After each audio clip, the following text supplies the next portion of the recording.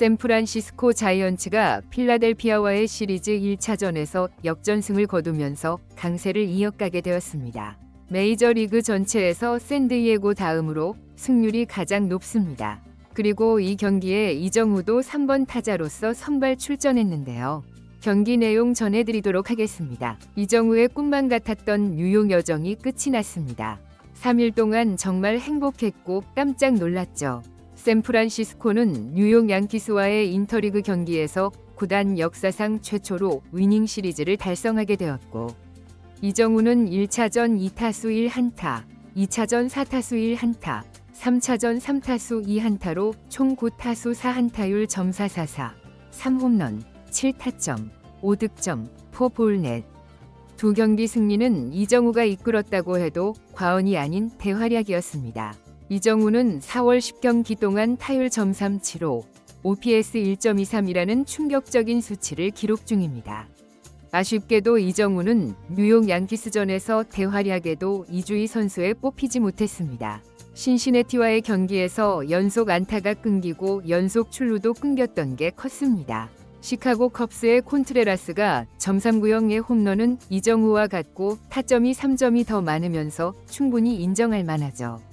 올 시즌 목표는 최소 이주희 선수에 뽑히는 걸로요. 샌프란시스코는 빅시티 뉴욕 양키스와의 도장 계기에서 성공을 한 후에 이제 내셔널리그 동부지구의 강팀 필라델피아를 접수하기 위해서 이동을 하게 되었습니다. 필라델피아는 3년 전 월드시리즈 준우승을 한 팀입니다. 우선 선발진은 막강한 팀입니다. 3년 전 팀의 에이스였던 휠러와 놀라는 초반 부진하지만 루자르도, 산체스, 그리고 이번 선발 등판할 타이완 워커는 매우 좋은 피칭을 이어가고 있습니다. 이정우는 이번에도 잘 나가는 투수들을 상대해야 합니다. 필라델피아의 강점은 이 선발 투수진뿐입니다. 잘 알려진 필라델피아의 핵심 타자들 트레이 터너, 하퍼, 슈워버 선수들은 이름값에 비해서 저조한 성적입니다. 그리고 불펜도 문제가 많고요. 그래서 이제 필라델피아가 다저스를 상대로 위닝 시리즈를 달성할 때만 해도 샌프란시스코가 쉽지 않겠다 했는데, 이후에 애틀란타와 센트루이스에게 모두 1승 2패를 당하면서 최근 성적도 떨어져서 동부지구 2위를 달리고 있습니다. 하지만 분명한 건 필라델피아를 강팀이라고 한다는 거죠. 이번 파워랭킹 발표에서도 샌프란시스코는 2단계 오르면서 6위가 되었는데 바로 위 5위가 필라델피아입니다. 이정우가 상대할 타이완 워커는 이번 시즌 2경기 출전에서 모두 무실점 피칭으로 평균 자책점이 0입니다. 193cm 장신의 우투수입니다. 강속구 투수는 아니고 싱커가 주무기이고 타자의 타이밍을 뺏는 유형이라고 보면 됩니다. 성적이 굉장히 좋기는 한데 이제 2경기 출전한 거고, 솔직히 이번에도 이정우를 포함한 샌프란시스코 선수들이 왠지 곤란하게 만들지 않을까 예상이 됩니다.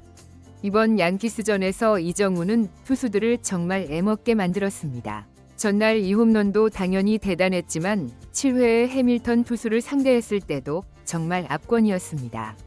우선 결론부터 말씀드리면 볼넷으로 출루를 했었죠.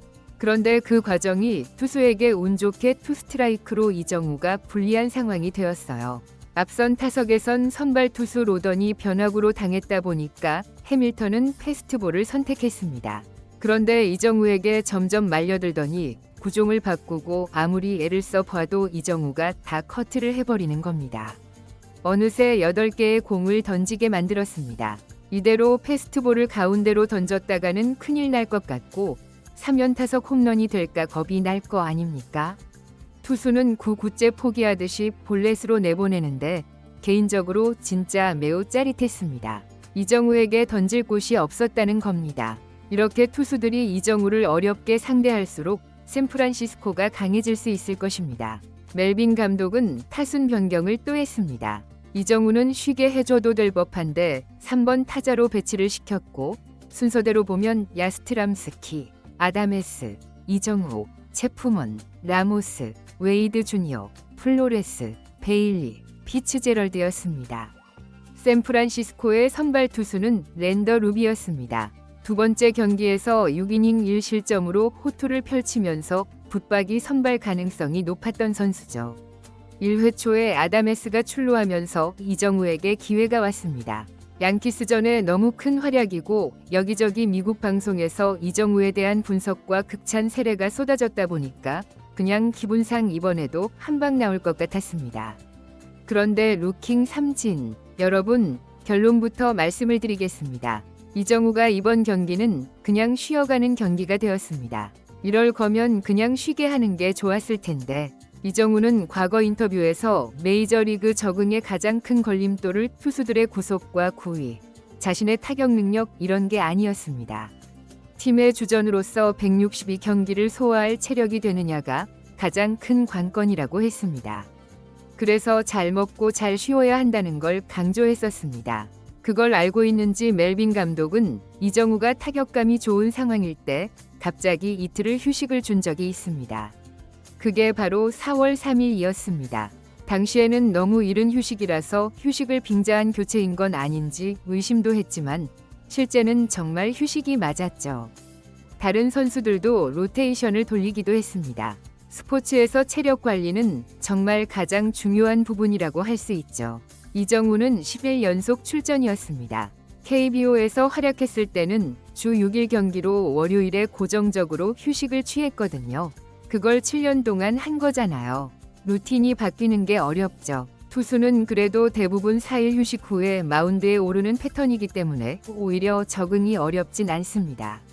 핑계일 수 있지만 이정우가 휴식해야 할 시기에 타석에 5번 선 거 마찬가지라고 보면 될 것 같습니다. 4타수 무안타했습니다. 타자가 매 경기마다 안타 칠 수는 없다는 거 아시죠? 반짝이었다고 판단하지 않았으면 좋겠습니다. 오타니는 벌써 6번째 무안타 경기를 했고요. 배츠도 3번 무안타가 있었습니다. 에런 저지도 3번이 무안타 경기가 있었습니다. 이정우도 이제 3번입니다. 오히려 15번 중에 12번은 경기마다 안타를 쳤습니다. 조금 아쉽기도 하면서 고마운 건 동료들이 다 터졌다는 것입니다. 홈런이 3방이 나오고 이정우와 웨이드 주니어를 제외한 타자들이 12안타를 때리면서 10대4로 대승을 거두게 되었습니다. 전날 이정우가 MVP 인터뷰를 했을 때 했던 말이 생각이 나네요. 진행자가 로던을 상대로 의미 있는 홈런을 날린 거에 대해서 어떻게 생각하냐고 묻자 이정우는 질문한 진행자를 민망하게 만든 답변으로 그런 건 전혀 상관없고 팀이 이기는데 보탬이 되었다는 게 기쁘다라고 했습니다. 역시 팀 경기 아니겠습니까? 이정우 개인적으로 기록이 떨어지면서 321위가 되었지만 그럼에도 OPS는 여전히 팀 내 1위고 리그에서도 4위로 매우 높습니다. 득점도 리그 2위, 타점은 여전히 1위입니다. 개인적으로 볼 때는 너무 생각이 많으면서 소극적으로 대응한 게 아닐까 추측해 봅니다. 샌프란시스코는 이번 시리즈 첫 번째 경기에서 파워랭킹 5위 필라델피아를 잡았습니다. 1회부터 3실점으로 출발하길래 오늘은 팀도 패배인 건가 싶었지만 9번 타자 피츠제럴드가 3점 홈런 역전을 만들었고 이후에도 계속 터지면서 10대4로 이길 수 있었습니다.